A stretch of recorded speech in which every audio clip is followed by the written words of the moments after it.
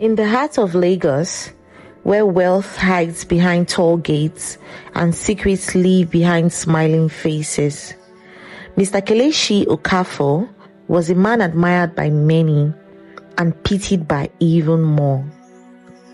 A successful investment banker, a widower, and a single father to a newborn baby girl whose mother never lived long enough to hold her.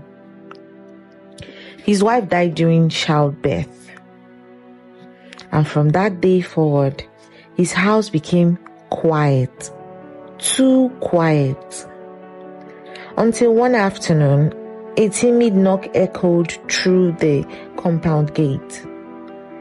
Standing outside was a young village girl. Her name was Amara.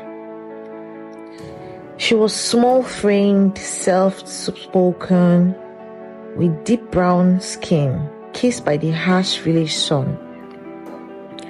Wide, innocent eyes that had seen too much hardship, and hands that spoke of years of suffering. She came with nothing but a small nylon bag and a letter from his late wife's distant relative. A house help. Someone to cook, clean, and help care for the child his wife left behind. Kelechi barely looked at her twice, and when she entered his home, to him, she was temporary, replaceable, invincible. But to the baby girl who cried endlessly through the night, Amara became everything. Days turned into weeks, and weeks into months. Slowly, without announcement, without permission, Amara became the heartbeat of the Okafor home. The baby who once cried endlessly throughout the night now slept peacefully in her arms. She knew exactly when she was hungry, when she needed to be changed, even when she simply needed warmth.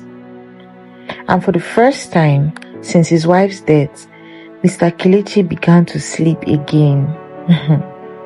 At first, he didn't notice it. How the house stayed cleaner, the meal stayed warmer, the silence didn't feel so heavy anymore. Or how his daughter's laughter now filled the hallways that once echoed with grief. But others noticed. His friends, his business associates, even his own mother.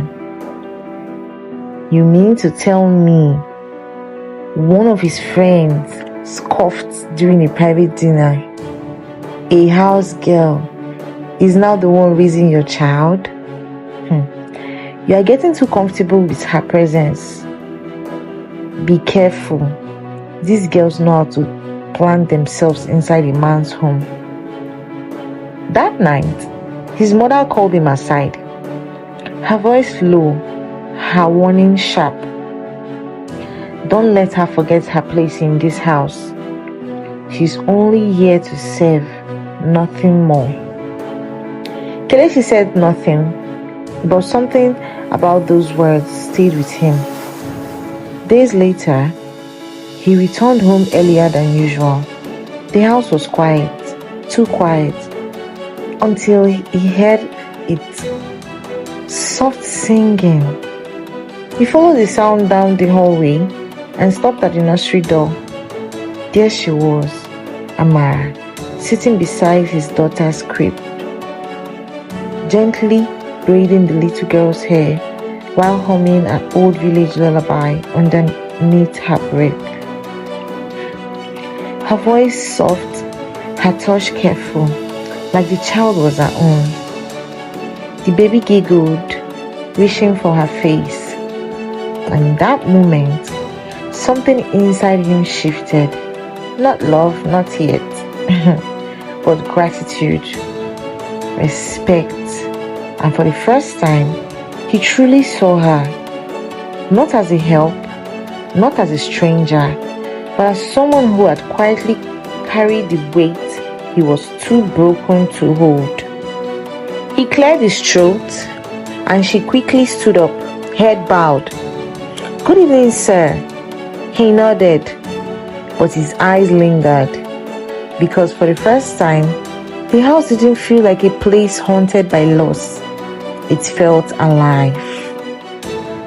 That evening, Amara steps outside briefly to throw away the trash. Across the street, two men sat on a parked motorcycle. They were not talking, they were just watching. One of them removes his helmet slowly. Their eyes followed her as she walks back inside. But one of the men mutters, "At this house, Abi?" The engine of the bike then starts off slowly, and they drove off. Amara knew something was wrong. She had seen them again and nights before that night.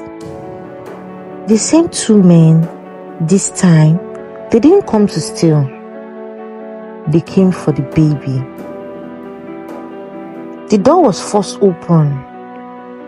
Masked men rushed inside. "Where's the child?" Kelechi froze. His mother screamed. One of the men headed straight toward the bedroom. They weren't searching for money. They were searching for the girl, for the baby. Amara didn't panic. She thought fast. She quickly wrapped the baby tightly against her chest and slipped into the bathroom, locked the door. But they were already banging. "Open it!" Her hands were shaking. The baby started crying loudly. If they heard clearly, it was over. Then Amara did something no one expected. She turned on the shower at full pressure, opened the sink tap, created loud noises to drown out the baby's cries. Then she did something even riskier. She climbed out through the bathroom window at the back of the house. Barefoot, still holding the baby, she ran into the dark backyard, hid behind the generator house, holding her hand gently over the baby's mouth to calm her. Inside, the robbers, or kidnappers, because they came to kidnap the baby, searched everywhere, but they couldn't find the child. When they realized time was running out, they took a few things and fled. When Kelechi found Amara outside, covered in dust, shaking, still protecting his daughter with her body, something changed completely. She didn't save money, she saved his world. After that night, Kelechi couldn't look at her the same way again. He started noticing things. The way she spoke, calm, clear, intelligent. The way she reasoned. The way she carried herself. She wasn't an illiterate. She had finished secondary school. She was smart, observant, strong. Not just a house girl, but an actual woman. His friends talked, "Be careful." His mother warned him again, "Don't let her forget her place." But this time, Kelechi didn't listen. Rather, he became more interested. Because the night danger came, everyone forgot their status. Only Amara remembered courage. He started to draw closer to her. He started teaching her things. Started having business conversations, investments, decision making. He enrolled her in school, paid for her education, watched her grow, watched her become confident, watched her become powerful in her own right. Then one evening, he stood in front of his mother and said calmly, "I'm not doing this out of pity. I'm doing this because she's worthy." He married her. Not secretly, not shamefully, but proudly. The same girl who once entered his house with a nylon bag now walked down the aisle in white. The same mother who once smirked now adjusted her gilly at the wedding. The same friends who mocked now shook his hand in respect, from house help to madam.